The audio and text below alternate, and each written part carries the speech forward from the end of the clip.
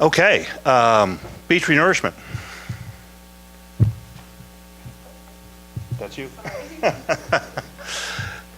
Quick update on beach renourishment. If you've been watching the papers, the town has had some challenges getting their contractor in on schedule. We were supposed to have our beach renourishment done by now, and that has been delayed. So right now they have it scheduled for late July, mid-August. They have indicated that it should be very little disruption, but they will have some disruption down on the beach. Some people are kind of excited about seeing the process, but it could be a disruptive one. You see the timelines here. They are actually starting up in the Port Royal and number one up here, Fish Hall Creek, which is going to be done off of a separate site, and then they will be working down here, moving all their operations down in late July to work off of another site down here and begin their beach renourishment. And the date that I had last was July 15th. They haven't hit their schedule yet, though, so we're thinking they may move that back further as well. And they are trying to negotiate to get the contractor to allow them to move back to mid-August. So there's a possibility of getting it to mid-August, which would probably be the best scenario for us. We have most of the visitors gone by mid-August and try to get it accomplished before Labor Day, so we have a good Labor Day weekend. But that's still a 2-week process in Sea Pines, and as you see the yellow area, number 4, it's mostly in the South Beach area, and very little other areas would be affected. They will have some discretion when they come in, however. If they see something that they had not measured before, they may move and may do some additional work. So we'll be updating people via email. So if you want to get the latest and greatest, make sure you're on the email distribution list. Okay. With that, I'm going to turn it over to Amanda, and she's going to talk about upcoming events. Amanda? Good morning, everybody. So I'm going to cover a couple different things. We're going to get started with events, and then I'll go into some heritage reminders. The first on the list is the 40th annual RBC Heritage. It's starting next Monday, the 11th, and running through the 17th. Great event, very, very excited. Lots of information to be passed to you guys, so we'll be actually talking about that after I move through these events. Next Circle to Circle meeting is April 20th at 8:30 over in the council chamber, the city council chambers. Encourage you guys to attend that meeting of the Circle to Circle group. It is open to the public, and it is encouraged for Sea Pines residents to attend. Community shredding event, so right after tax season, the 21st of April. Hopefully you guys have some items that you need to shred. Open to all Sea Pines property owners. It is free, and it's going to be held right here at the Sea Pines Community Center parking lot, so right out front. And that's going to be from 8 o'clock in the morning to 12 o'clock in the afternoon. So hopefully you guys can come down and attend that event. The next community coffee is going to be on May 4th. It's at 9 o'clock in the morning at this, obviously this location. And the annual ASPO and CSA board meeting is on May 9th, and that is going to be from 3 o'clock to 5 o'clock over at the Sea Pines Country Club. All property owners are invited. It is a free event as well. That event is obviously the meetings, the CSA meeting and the ASPO meeting, and then it is followed by heavy hors d'oeuvres and a cocktail hour. So please put that on your calendars for May 9th. So we're going to talk about some heritage reminders. Helpful heritage reminders. I'm going to move over here so I can talk a little bit more freely about it. Grab that for us.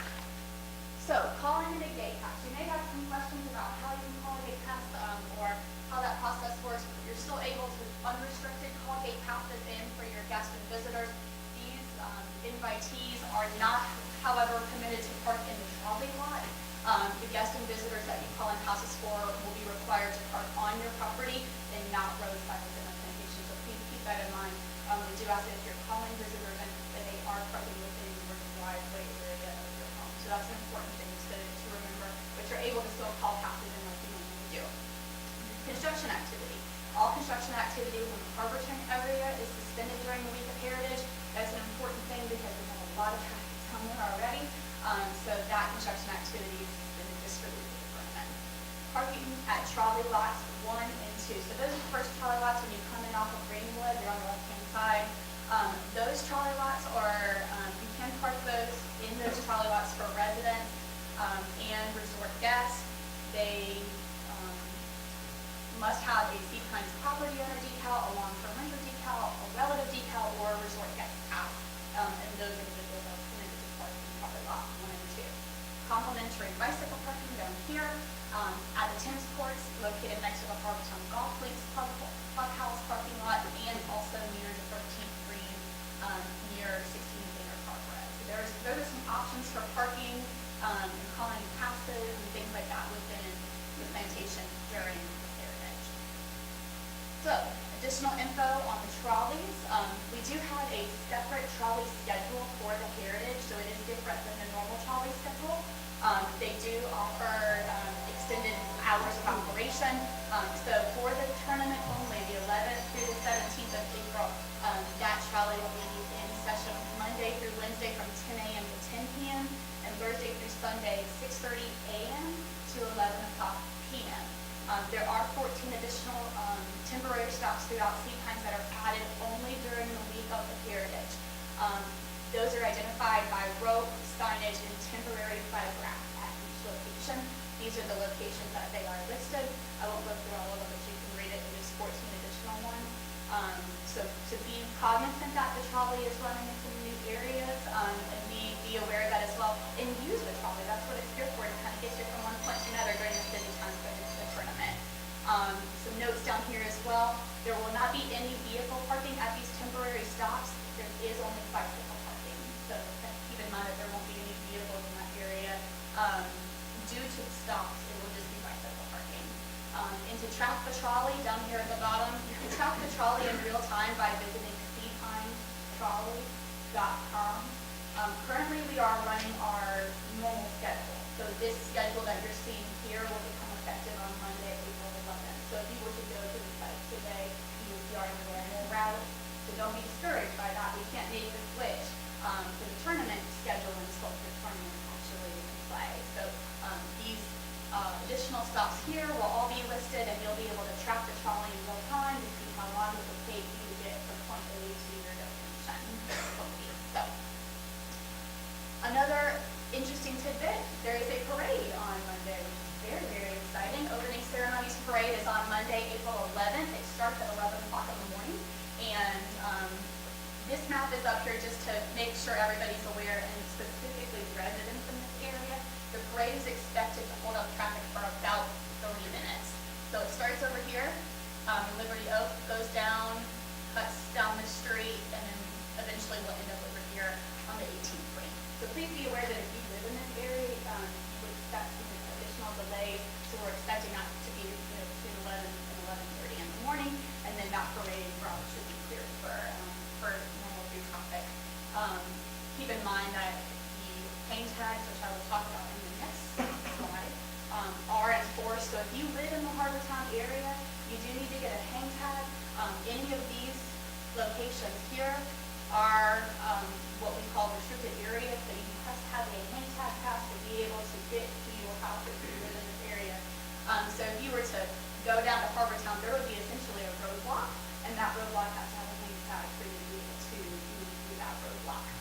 How do you get your hang tag? You can pick up hang tags at the CSA Administration Office at 1753 Wood Drive. The hang tags can be picked up from 7 o'clock in the morning to 5 o'clock in the afternoon. Hang tags are already being distributed right now, and they will be distributed up until Sunday, the 17th of April. And the tournament itself, the office will be open additional hours. We typically only open Monday through Friday, but because of the hang tag distribution, on Saturday, 8 o'clock to 3, and on Sunday, 8 o'clock to 2. So that's really important that if you have maybe a neighbor or a friend who is on lives on vacation but doesn't work full time, they can still come pick up hang tags on Saturday and Sunday.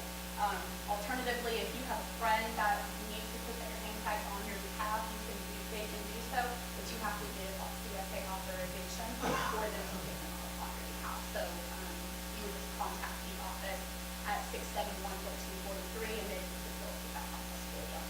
Some additional information, Road barricades go in place at 6:30 a.m. Monday through Sunday during the tournament. So those road barricades are what I was mentioning, road stops as you move down to Harbor Town.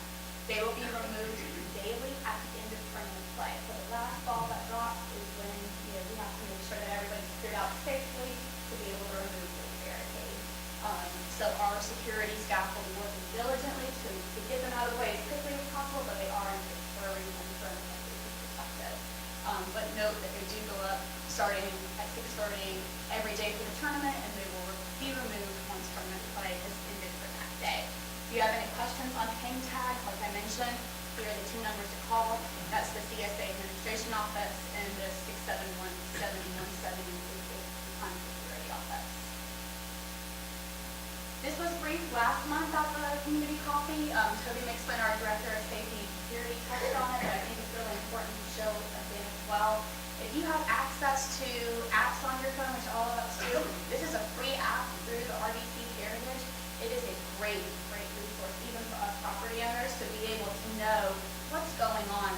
So a couple different things: schedule, tickets, maps, frequently asked questions. A whole plethora of information is listed on here.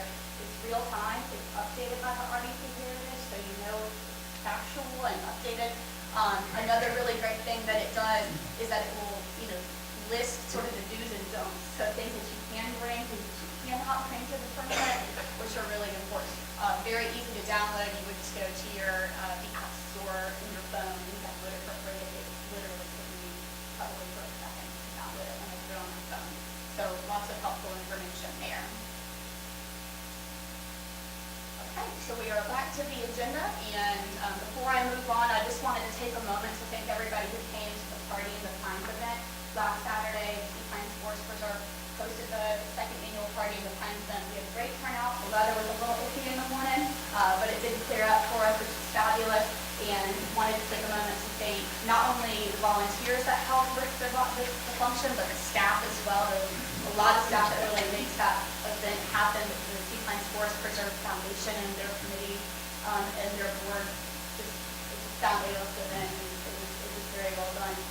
We also have sponsors that help us support the event: Picnic and Engineering, Next and Pruitt, South Beach Racquet Club, Jackson Maintenance and Electrical, and the Mueller Law Firm. So we appreciate everybody's support and everybody that came out to that event. So without further ado, I will hand it over to Bo, and Bo will cover a maintenance project update for us. We will take questions after that, if that's okay.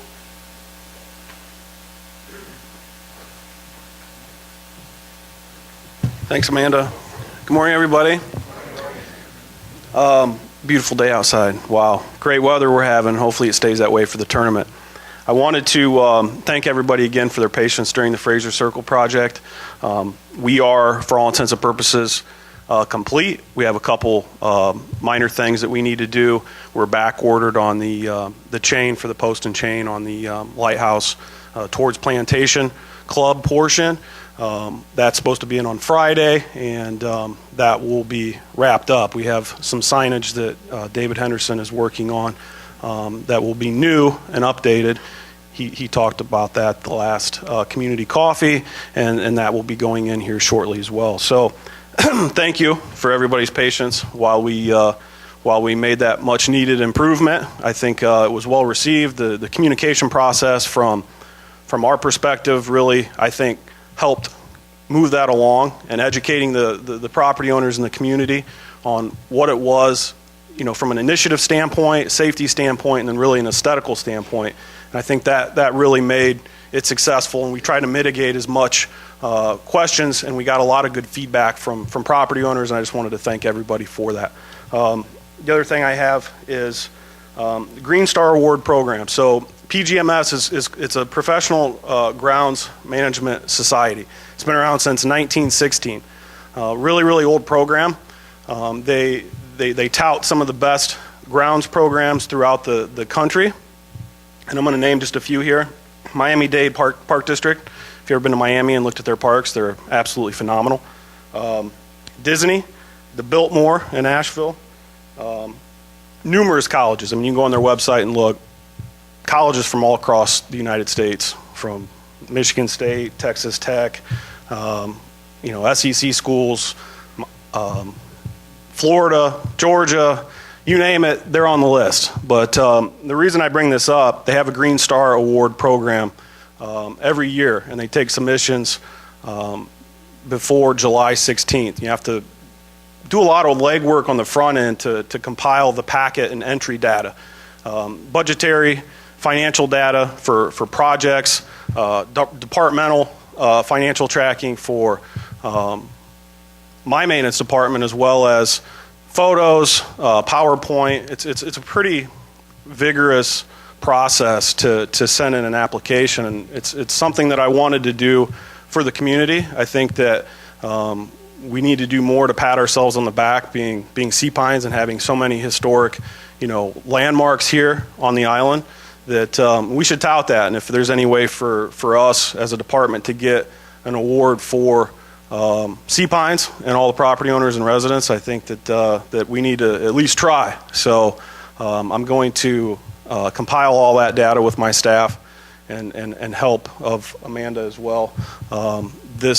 This coming over the next couple months, and submit that. There's a convention in Louisville, Kentucky, in October, which is the award ceremony. So hopefully we will be the recipient of a reward. Toby wanted me to update. I apologize, my voice, my allergies is a little, all the pollen and everything in the air. I'm a little hoarse. But Toby wanted me to talk about the trolley stop in South Beach. That is finished except for the bench, and we have some details from a landscaping perspective we need to do. We're upgrading the post and chain that's down there because it's a little tattered. We have some hydro seeding that we need to do, and we have some plants and trees that we need to install per the town's request. But project really came out well. I know Toby's really worked hard on that. If you get a chance, you haven't seen it, get down there and take a look. It really came out really nice. Other things, just quick updates. Canvasback fencing. I've had a lot of property owners ask me about when that's going to be repaired. I have that on the schedule for the next couple months. I'm actually in the permitting process right now to get that repaired and get that done through the town. So as soon as the permits come in, we're going to be notifying everybody. It's typical protocol for communication on process and any implications that may cause to any of the property owners, but that's coming. Lighthouse Road, I just received the survey back for looking at adding 2 leisure trails down both sides of Lighthouse.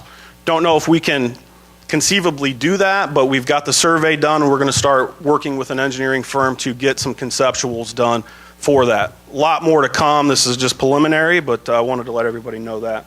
And then also we have some road patching after the Heritage Tournament on Plantation Drive, Pine Island Club, and Canvasback. There's some areas there that definitely need some attention, and we're going to get that taken care of for y'all. Phase 1 road paving will start in May, which is Wisteria and Planters Wood and Planters Wood Court. We're likely looking at May. Again, I'll be working with Amanda to make sure that there's plenty of notification and information out to the community. So that's all I have. If any questions, I'll take them after the presentation, sir. Thank you. Thanks, Bo. Michael, why don't you give us an update? Good morning. Let me make a comment. I've gotten a few responses to an article that was in the packet Sunday. Some of you may have seen that.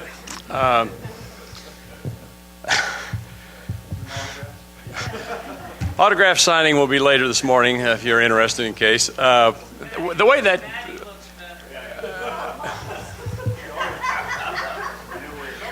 she told me not to even address this subject, but I had to anyhow.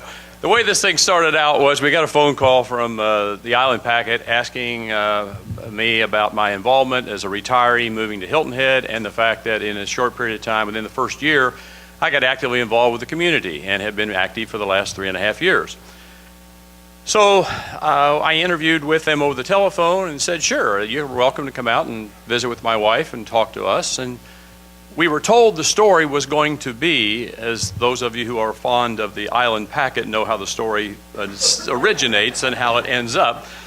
We were told that the story was going to be about the new retirees, the new face of Beaufort County, that they're coming in. They are more active than former retirees, and this is a good thing for Beaufort County.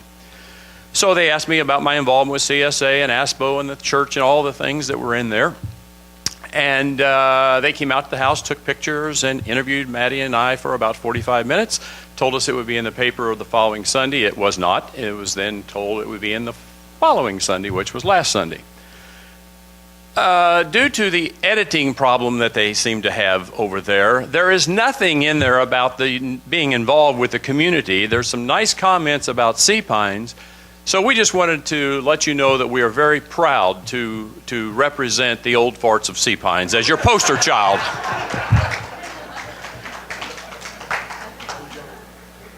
All right, let's talk about communications. A couple things.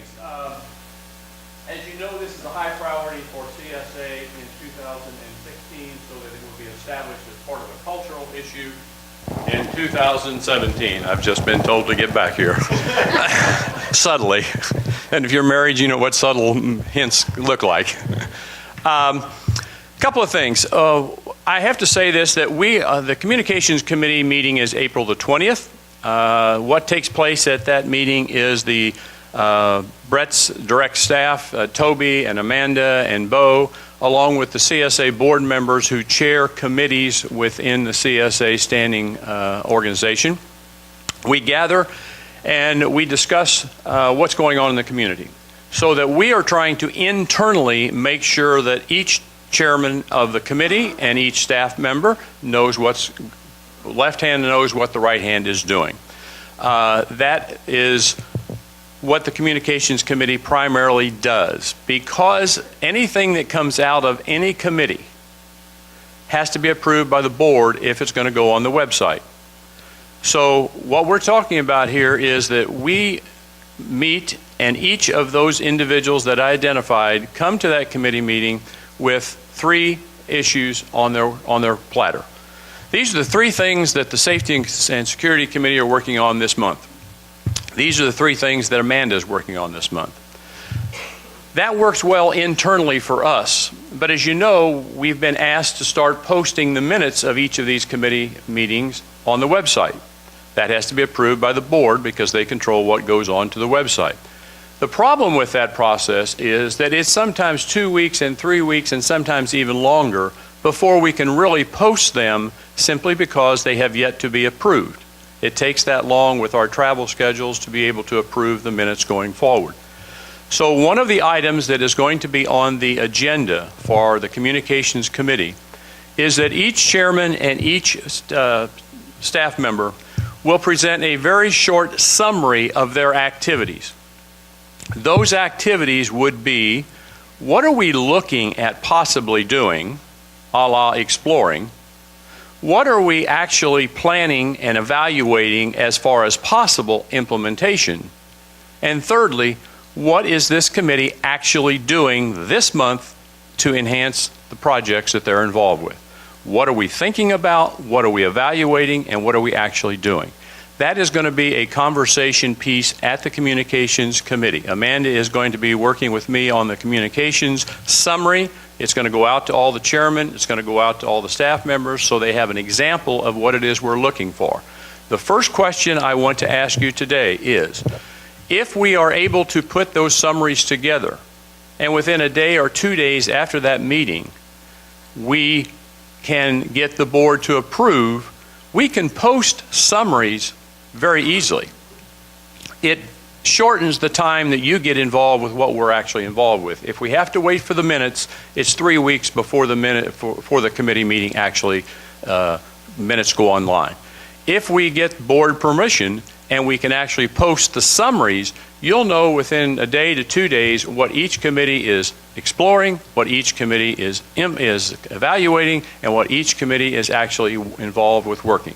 Show of hands, how many would like to see something like that going forward as a means of communication?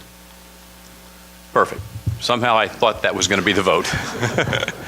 The second thing I want to talk about is what we've talked about before, is the confirmation station. That too is going to be on the agenda for the Communications Committee.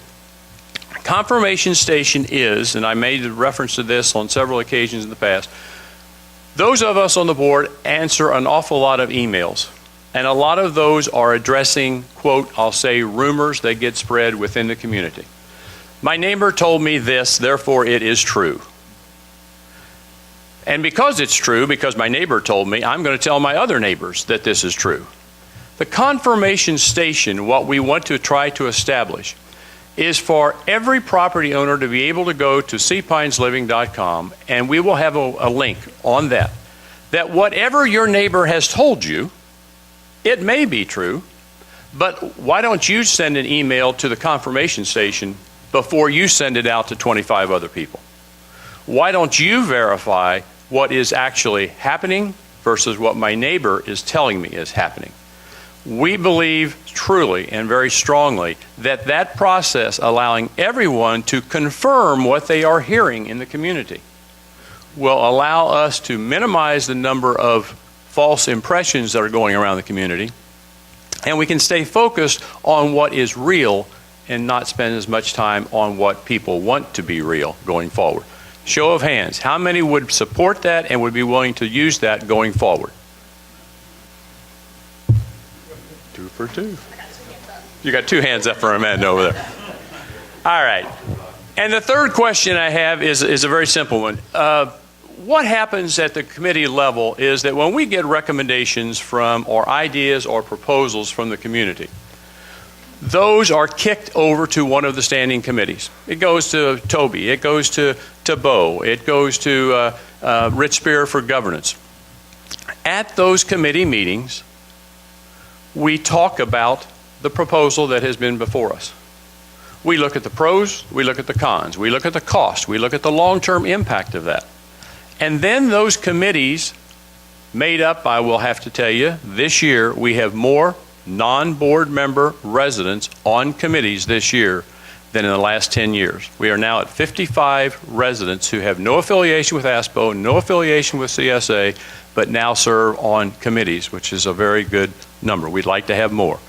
But the point I'm making is that once the committees make their recommendations, that then goes to the board for approval as policy and procedure.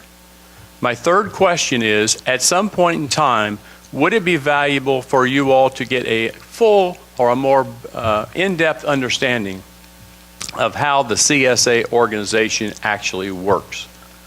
We are posting online all the committees, the names of the committee chairs, the names of the committee representatives on there, and contact information, so you will have access to someone that is on the maintenance committee, someone's on David Henderson's special projects committee, someone's on Toby's safety and security, my communications committee. You'll have access to all those people. But we get people say, we don't understand how it gets to become fully implemented.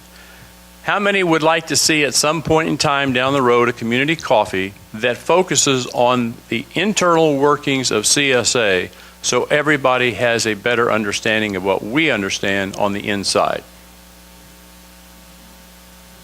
Mr. Governance Policy, there you go. The last thing I'll say under communications, each of the POA presidents, as you know, and we've talked about before, working with ASPO and the POA presidents with Dan Westerback, we are trying to map all of the locations of the POAs. There are 50 some odd POAs inside our gates.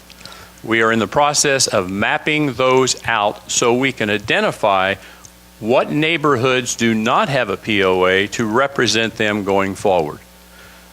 This, working with Dan's group, allows us to distribute to all the POAs presidents, who then we encourage to pass on to their residents that they represent going forward as a means, again, of addressing communications, proper communications. An email went out to all the POA presidents yesterday indicating April the 18th that I was going to be meeting with them. I've got the map.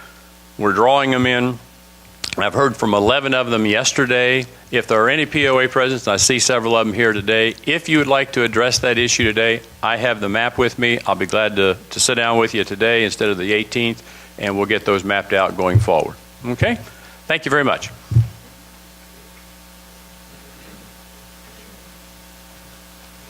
Thank you, Michael. Many of you know about some of the circle-to-circle activities. Paul Crunkleton's been sitting on that committee now for since January, and replaced Joe Kernan on it, and has been doing a lot of work on it. And we thought it'd be very important for the folks in this room to see what has happened over the last several years related to traffic at the circle. And Paul is going to take you through all of his actions as well as what we've done in the past. Paul? Good morning. What a great day, huh? Another great day in paradise, right, Michael?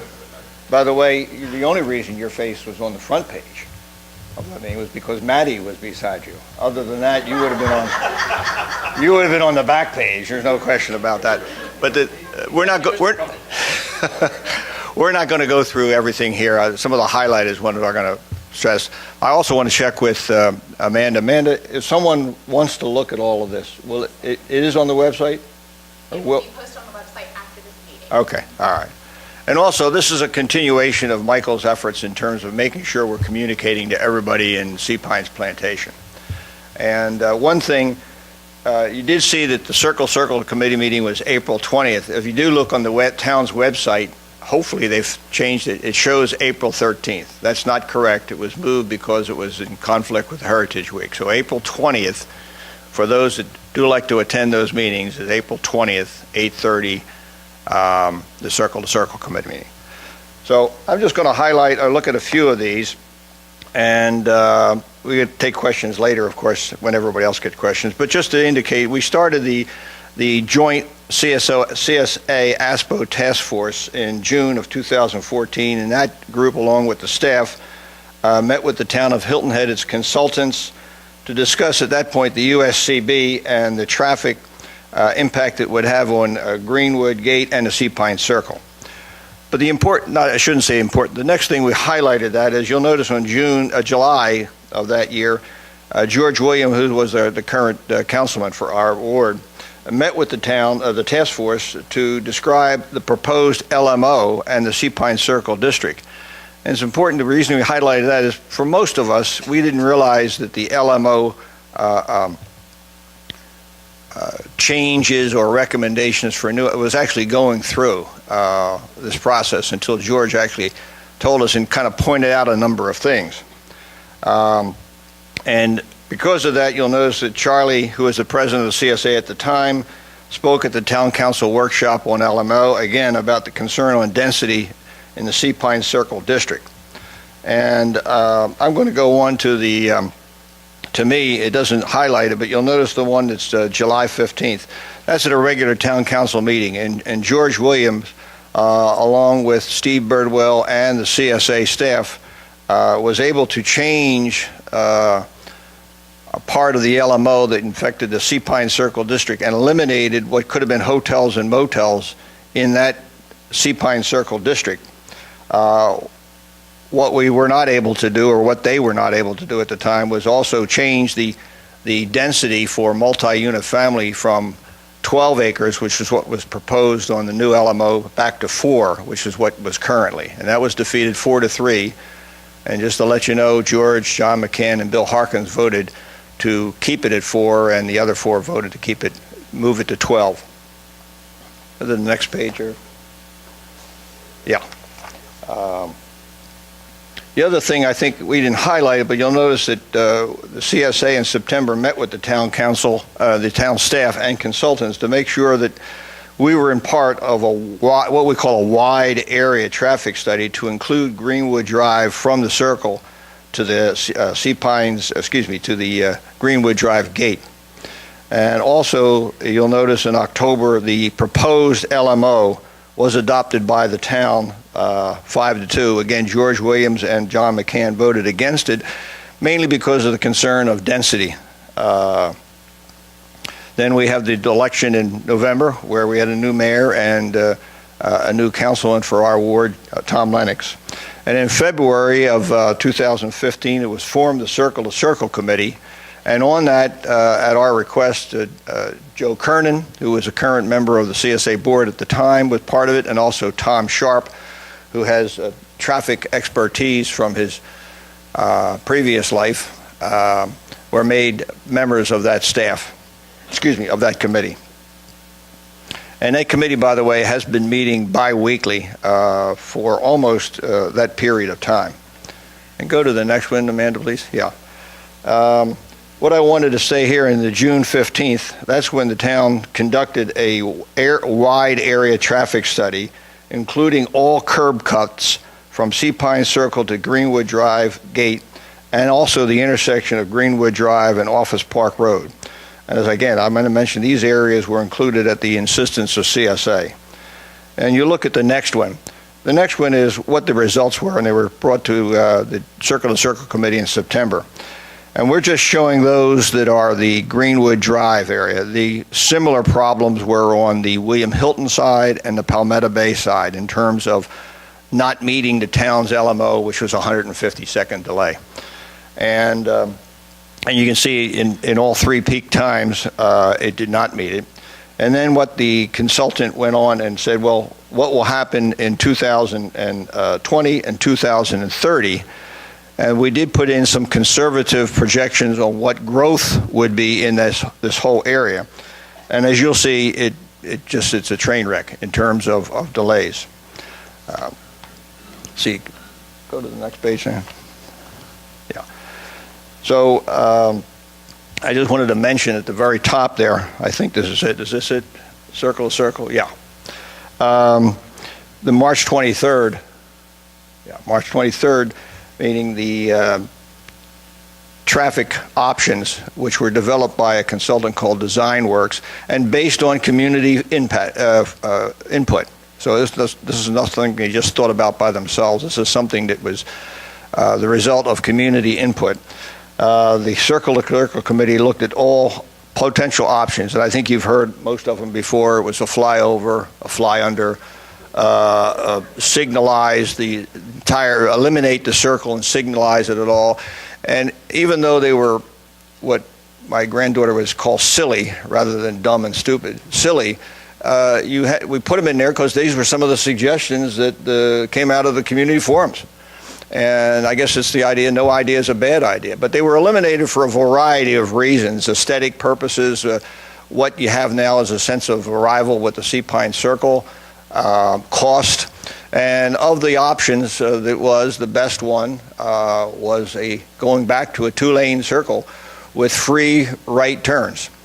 Now, keep in mind, none of this has been presented to anybody yet, but I guess if we were asked, the Circle Committee was asked today to make a recommendation on what to do on the circle, that would be the recommendation. Let's see here now. I think I'll go to the very last page, Amanda, which is moving future. Yeah, what I want to point here is there's other possible mitigations, include additional roads, elimination of curb cuts. That's more for a safety issue than traffic flow. Public transportation, signalized intersections, better signage. We can laugh at that. Additional leisure trails, a reduction of residential and commercial density in the impacted areas. Also wanted to make sure that we knew Michael Tucker is continuing to head the gate entry task force to come up with ideas to improve gate entry for all of us in the community.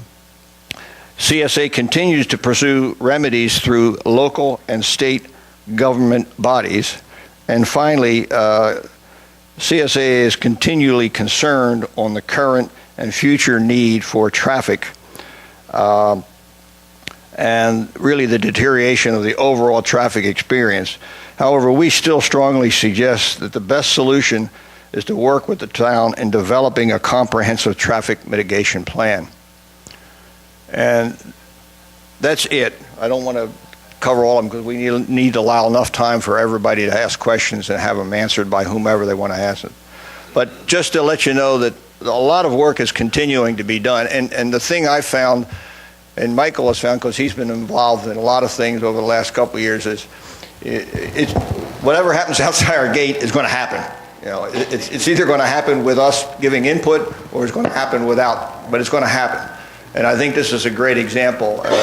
Whether we would have been able to change the density in the LMO back to 4 if we had gotten more involved in the process early on, hard to say.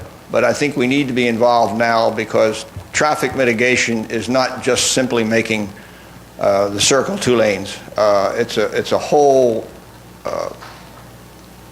litany of things that have to be done, one of which is changing the LMO so that we can minimize the density and to encourage the town to get more involved in buying land and/or buildings.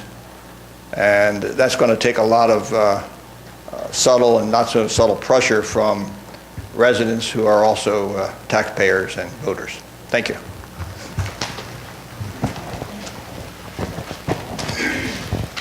Thank you, Paul. You may want to stay up here. I don't think I'll be doing it. Questions? Two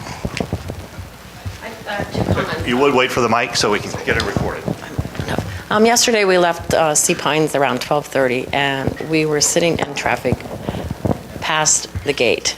I mean, what did it take us, 10, 15 minutes? I mean, just to get to the circle.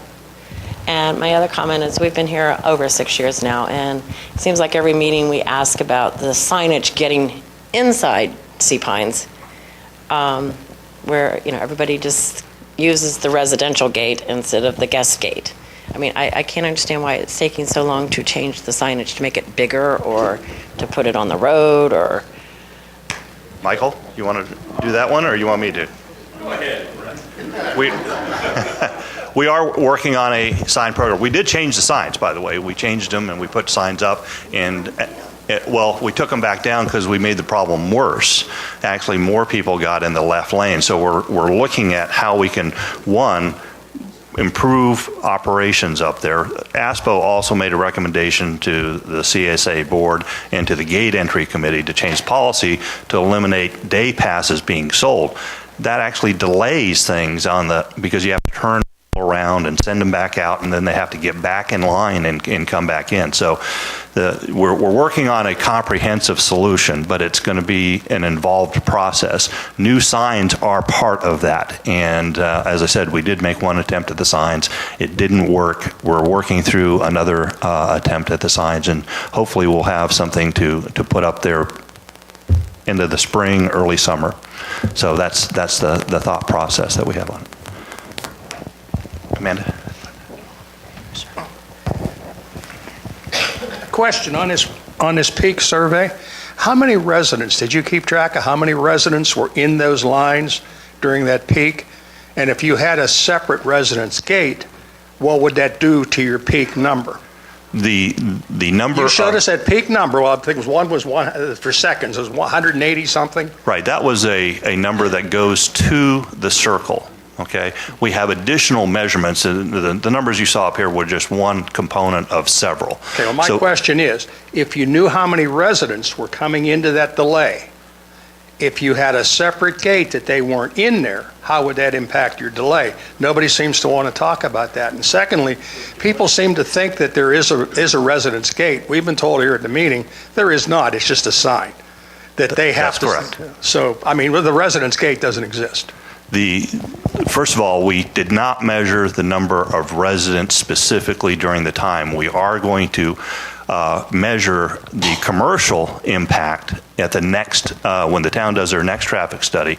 We will be measuring the commercial impact coming in, as well as the number of gate passes that are sold. So we have that information. The remaining portion of that from a residential perspective, we can probably do with our RFID system, and we will have good numbers by that time to try to determine that. So that's coming up in June as well. And that's going to be critical in any kind of gate design that we might do to help improve the operation.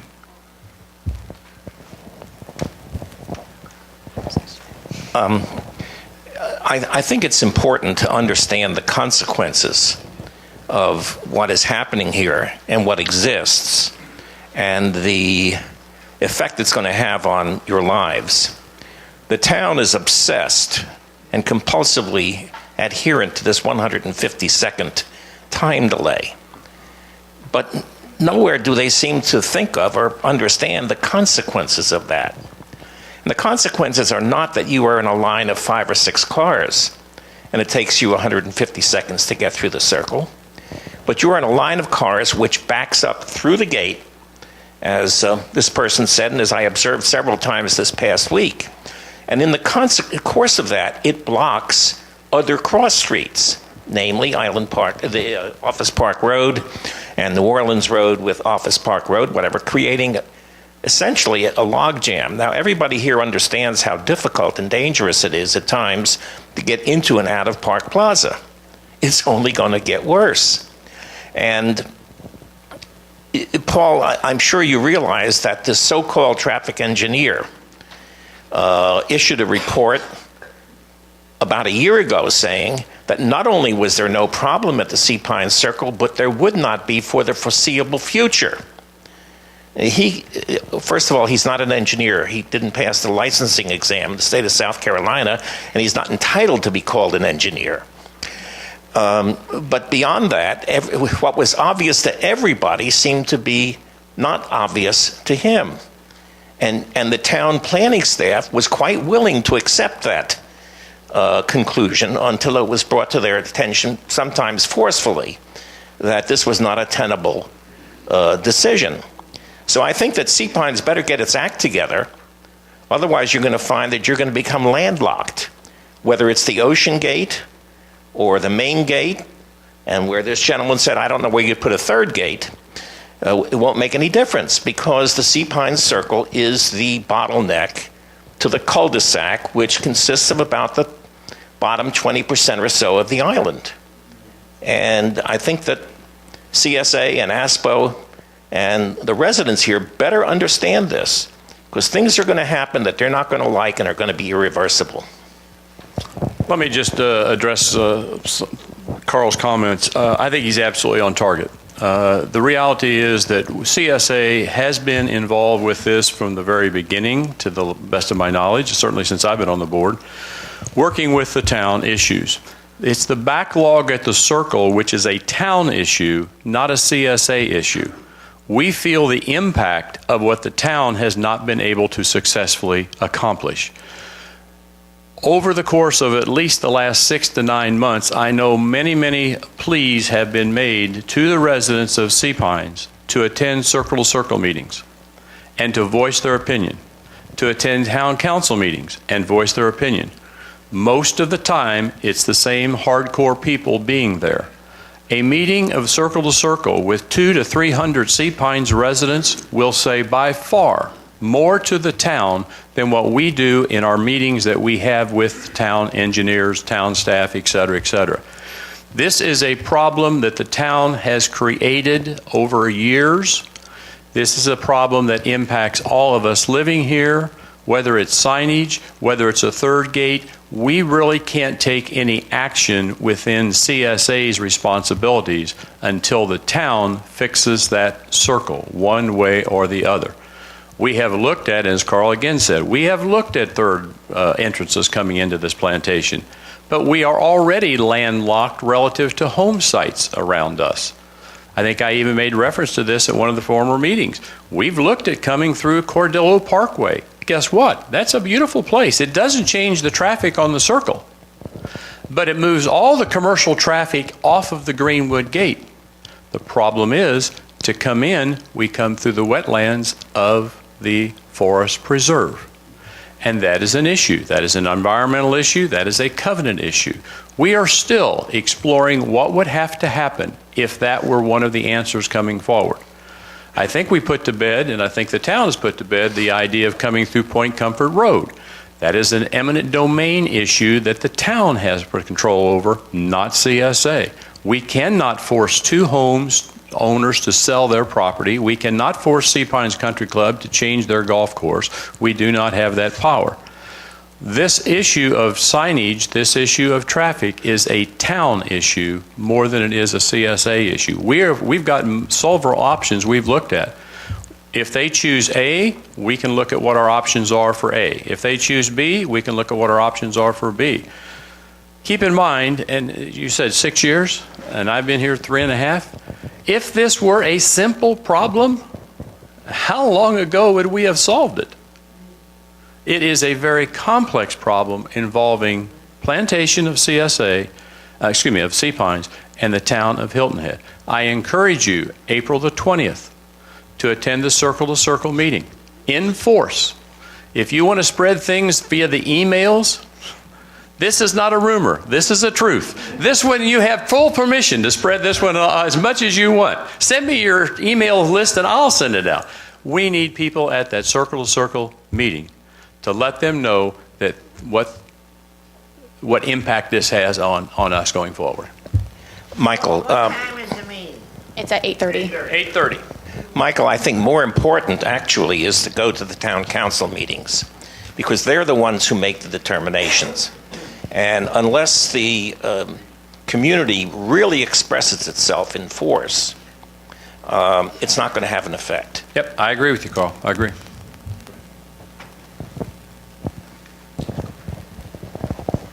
Actually, I got a question for you, Amanda. When you were talking about the trolley routes, you mentioned that there's a stop going to be at the Club Course Villas. Yes. Where is that? I'm the president of the POA. Okay. So it's a good question. That's a good question. And I am not aware of one being there. And we have a concern that if you're going to have a traffic stop on private property, we were never consulted. Okay. We have a concern of our parking lots being taken up by people stopping and jumping on the trolley. Okay.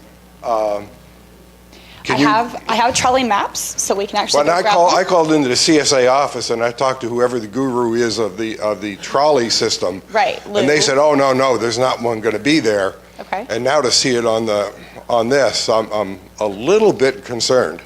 I would need to grab a map to physically see where it is, because I do want to confirm with that. Okay, cool. So we can certainly look at it together and discuss. Great.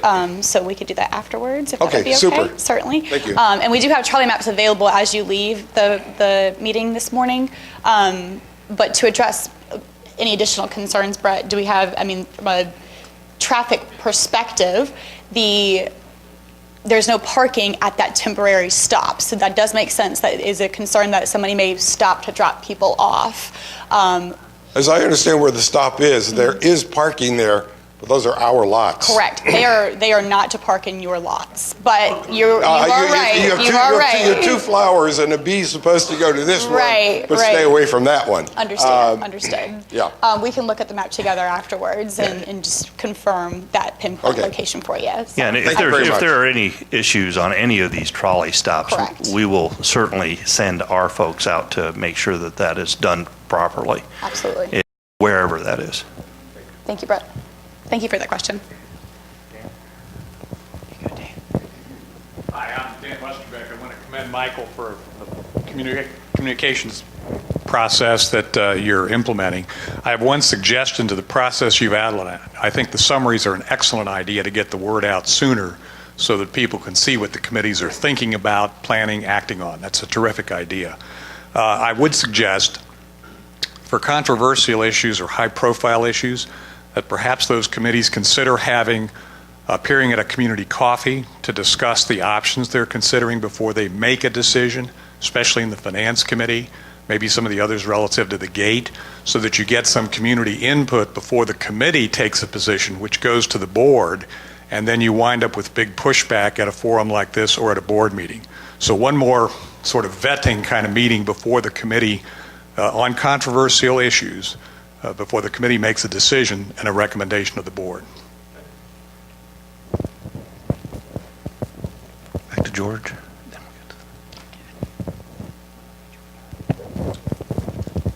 Good morning. I've been here a number of times, but I agree wholeheartedly about attending the town council meetings and the C2C meetings. If we don't get representation, we will have no voice. And there is a change on the board. This is not the same town council board that voted in that LMO. I believe there has been some changes, and we must let them know that we are to be heard. First, I'd like to compliment Bo on Fraser Circle. Being in the contracting business, I think you did a hell of a job. And don't lose that contract, this card. He's one of the better ones down here. A very important issue, and I don't know if you folks feel the same, but I'm going to bring it up, is there's a crossover to Riley's. coming down Greenwood Drive. That crossover has no pullover lane for anybody trying to make a left. That backs up traffic, has a great potential to cause accidents.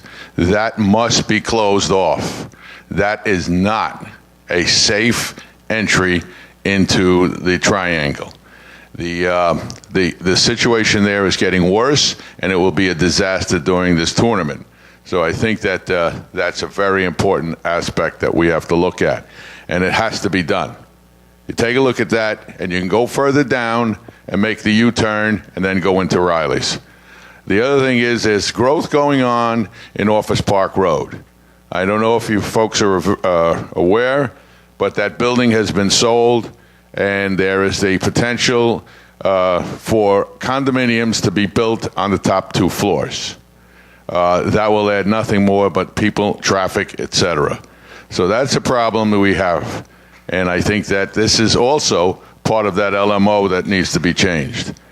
And as a closing thing, I think, Brett, that you must, when you're proposing signage, it has to be more visible than aesthetic.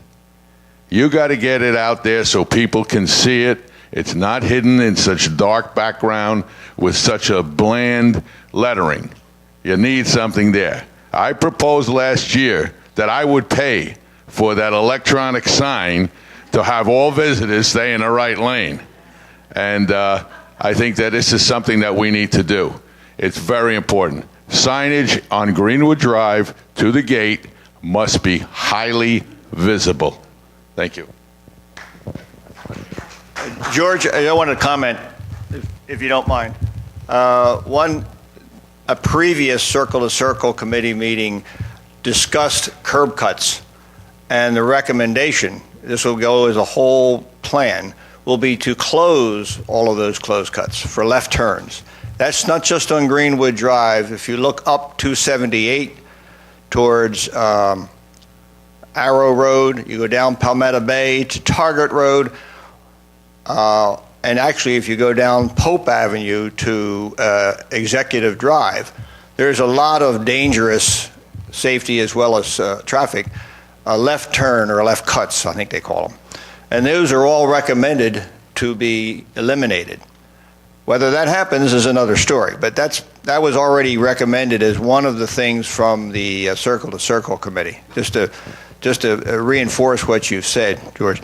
And also to talk about what Carl said, clearly the town council meetings are really important, and if you want to make a presentation on a topic that's not part of the agenda, whether we like it or not, you have to, it's not that big a deal, but you have to go in and ask or get on the list to be able to speak. And Carl's done that a number of times. So that doesn't hurt. And then the last thing, if you really wanted to look and see what voices can do, yesterday's meeting where a bunch of us were at, it took a long time, but the one topic was the sale of tennis courts at Cardilla Court. And the town council people had a lot of conversation between themselves, but then they brought up a lot of people who were not in favor of the sale. And really, I guess the key, though, if we have any children here, young children, they brought up about 10 kids that were either from 11 down to 5 to say, now you talk about a tough sell. That was a great idea. Go ahead, George. Yeah, I just want to talk back to Paul 1 second. Those cuts were curb cuts. This left-hand turn, I don't believe, was on that agenda that was presented to us on Greenwood. And they are going to have trouble because those are all businesses. But that's a good point for safety on that. And I think that's an area where this traffic engineer misses a little bit of stuff. Also, some of those proposals for a traffic lane behind Publix has already been turned down by the resort. They're not giving up that space. It'll be a blight on their entry, and I agree with them. Their Sea Pines resort entry, where they pick up passes, etc. I forgot to mention that was a recommendation. They called it the Northwest Quadrant corridor, Right. road, or whatever, and that was eliminated as well. There was one good presentation, and that was to bypass Greenwood Drive, go to the next intersection, make a right, and come into the triangle the back way, which would be Office Park Road area, and then come into the triangle from back there, taking a lot of traffic off of Greenwood Drive. So that was an important prospect, and I've looked at that myself, and it is a good possibility for them to do that. Yesterday at that meeting, I want to tell you, it took a lot of work to get that thing passed. I am with NOC, the Neighborhood Outreach Connection, that does the education. We own 3 units in Cordillo. And let me tell you, some of the stupidity that's around is unbelievable. It's just unbelievable. And thank God we got that through, and I think that it will enhance the neighborhood. And I'm sorry to say, it was a 5-1. And guess who voted against it? Yeah. Tom Lennox. Yeah. Well, you had me when 10 little kids came up and said, keep it there. My goodness gracious, how could you deny that?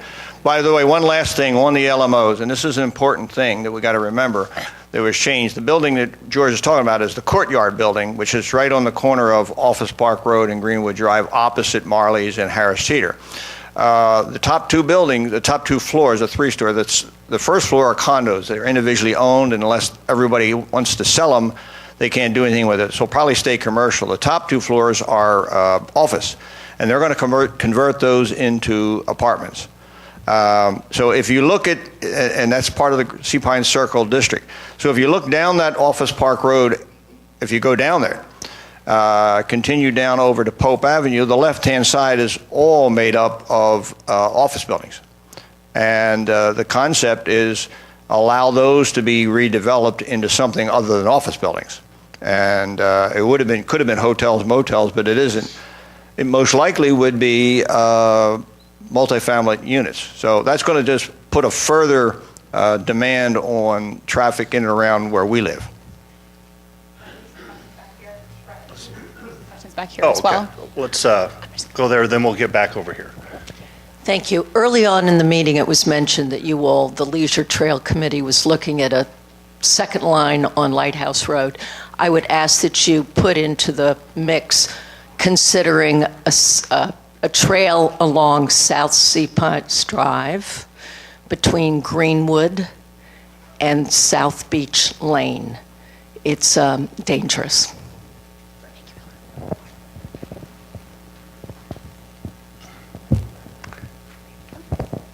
I'm Ellie McLaughlin. I live on Woodbine Place. Could the people who speak please tell us who they are? It would be helpful. Sure. Slater right here. Hi, I'm Judy Markel. I have a question and a comment. As far as the signage, would it be possible to use the brown signs that you have, but then maybe use a green reflective lettering so that you could see it at night and it would be earth tone? And also, have they done any studies on how many people come in the back gate? And would it be possible maybe to have the guest come into the back gate versus the front gate? I don't know. There are no specific restrictions on access by, if you have a right to come in, those rights are across the board. And there is an assignment of rights that occurred back in the 80s that keeps the resort and commercial in that mix to make those determinations.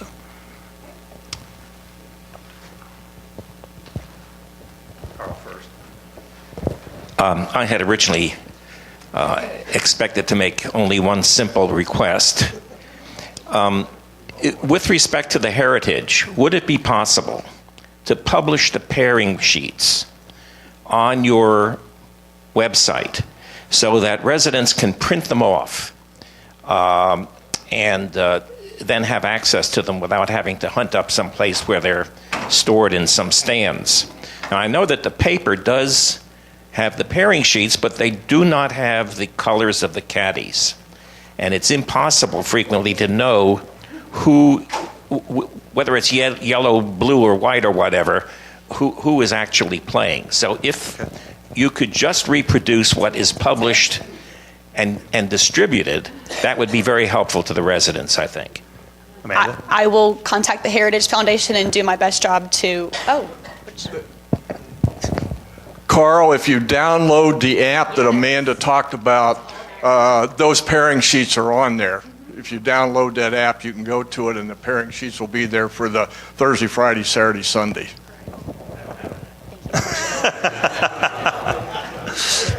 We'll contact the tournament and get Correct. the information out. I will do have that. it available in Yes. other methods. At the risk of sounding like a wise guy, the other day I was sitting down in Harbortown, down by the far end of it, and a lady asked me where the lighthouse was. You can put all the signs in the world up. They're not going to work.